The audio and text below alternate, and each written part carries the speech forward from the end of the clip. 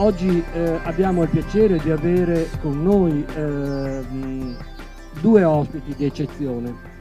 Iniziamo da Marco Job, che fa parte del comitato promotore del referendum L'acqua non si vende del Friuli Venezia Giulia e che ci parlerà sul tema del referendum che è attualmente in corso, la raccolta di firme di abrogazione di questa legge. Sulla mia destra abbiamo invece il sindaco di Udine, che ringraziamo moltissimo per la sua presenza, per la sua partecipazione, ma anche per lo spirito che è stato da lui compreso, e lo apprezziamo moltissimo perché è stata donata una maglietta che ha subito indossato per dimostrare anche la sua partecipazione.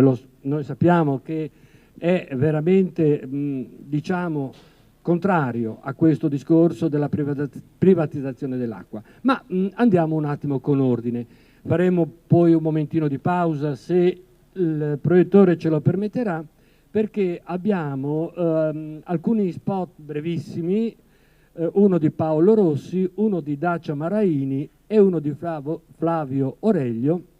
Sono brevissimi interventi che hanno realizzato appositamente per questo referendum con la sottoscrizione di abrogazione della legge che noi riteniamo iniqua attualmente vigente.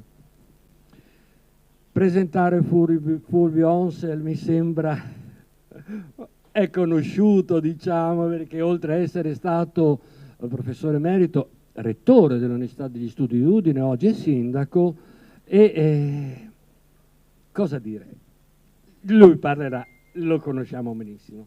Marco Job, che è il coordinatore qui alla mia sinistra, è da circa 10 anni impegnato a livello nazionale e internazionale per il riconoscimento del diritto dell'acqua e per contrastare i processi di privatizzazione. È fra i fondatori del Comitato Italiano per il Contratto Mondiale dell'Acqua e del Forum Italiano dei Movimenti per l'Acqua, che sono organizzazioni che hanno ideato e promosso il referendum per l'acqua. Io passerei direttamente la parola a Marco Job, che ci parlerà come interpretare lo straordinario successo della campagna referendaria. Prego. Grazie agli organizzatori, grazie a tutti voi che siete intervenuti. Magari mi alzo in piedi così ci guardiamo un po' meglio, diciamo, in faccia. Ecco, mi piacerebbe che stasera riuscissimo anche un po' ad interloquire, quindi cercherò, insomma, di non dilungarmi eccessivamente, anche perché di referendum se ne parla in alcuni ambiti, negli ambiti per esempio del web, negli ambiti della stampa più militante o negli ambiti di alcuna stampa minore, mentre sui giornali in realtà più di grande tiratura se ne parla molto poco, quindi anche sulle televisioni, sui principali, diciamo, canali televisivi l'argomento non viene a volte sfiorato, sì, a volte ci sono degli approfondimenti, ma le notizie sono molto scarse. Comincio anch'io con un numero, che non è un numero di cellulare, però, quindi non digitatelo, è 797.543. Ma avete già capito, molti di voi, che è il numero di firme ad oggi raccolte in tutta Italia. Era il dato di stamattina, quindi sono certo che oggi, quindi adesso, abbiamo già superato le 800.000 firme. E questo è un dato davvero straordinario, perché sono firme, come potete vedere anche qui al banchetto, raccolte non firmando una petizione, ma sottoscrivendole appunto davanti a un autenticatore, quindi in modo ufficiale.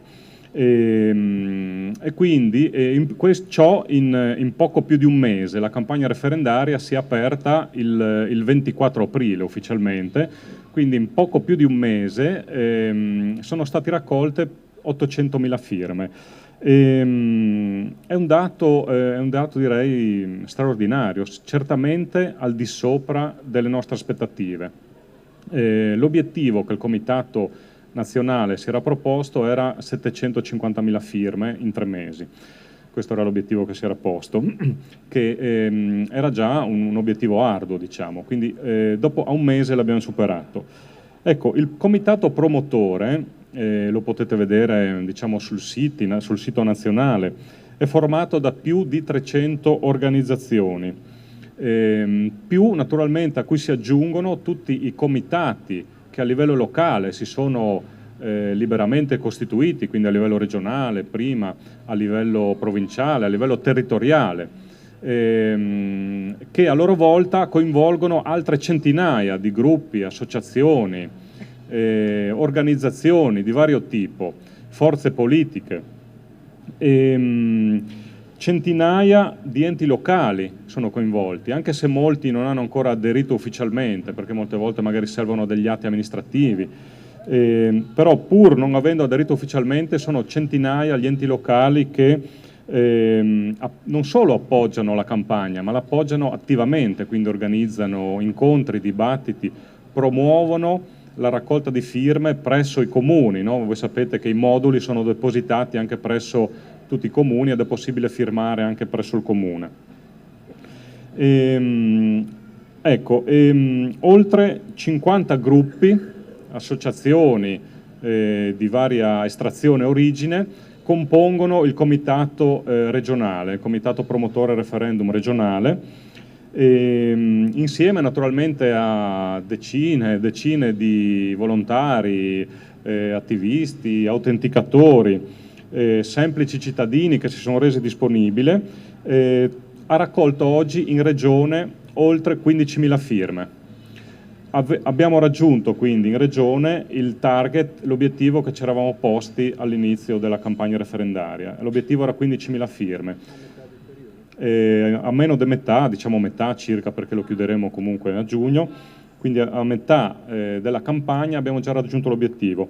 È vero quindi che ormai l'obiettivo che ci siamo dati a livello nazionale naturalmente è superiore, quindi intendiamo raggiungere almeno il 1 milione di firme, e per il ritmo che sta assumendo la raccolta firme siamo certi che sarà raggiunto senza problemi. Ecco, direi che questo è un risultato davvero eccezionale, nel senso che non è successo prima d'ora in Italia che l'organizzazione di un referendum avesse questo livello di coinvolgimento e di adesione. Pertanto è importante chiedersi perché sta avendo questo successo. Beh, innanzitutto diciamo che l'organizzazione del referendum, quindi della campagna, dei comitati, non è nata così in modo spontaneo da un giorno all'altro, tenendo presente che ad oggi, per esempio, tutte le regioni, quindi tutte le regioni d'Italia, comprese le regioni che magari storicamente sono meno coinvolte, magari nel sud, o le piccolissime regioni, tutte hanno un comitato promotore, quindi è un'iniziativa che si è proprio diffusa a livello capillare. Ecco, dicevo che l'organizzazione, diciamo, non è sorta così dal nulla, ma in realtà è l'esito di un lavoro che da molti anni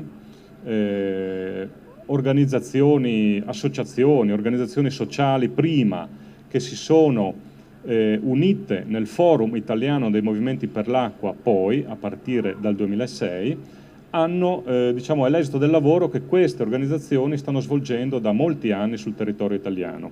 Ecco, direi a partire almeno dal 2000, da quando, direi, un input importante l'ha dato Riccardo Petrella, forse alcuni di voi lo conosceranno, avranno letto forse qualche suo scritto, quando ha fondato, diciamo, il Contratto Mondiale per l'Acqua. Da lì appunto è venuto un forte stimolo a occuparsi, a diffondere, a operare per la promozione del diritto all'acqua a livello internazionale.